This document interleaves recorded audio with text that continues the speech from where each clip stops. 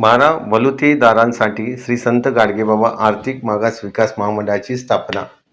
12 बलुतेदारांसाठी श्री संत गाडगेबाबा आर्थिक मागास विकास महामंडळ स्थापन करणार असल्याची घोषणा आज मुख्यमंत्री एकनाथ शिंदे यांनी केली. तसंच ओबीसी अर्थात इतर मागासवर्गीयांच्या आरक्षणाला धक्का न लागू देता मराठा समाजाला आरक्षण दिलं जाईल, अशी ग्वाही शिंदे यांनी दिली.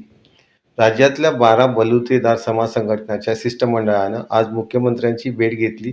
त्यावेळी झालेल्या चर्चेत मुख्यमंत्री बोलत होते.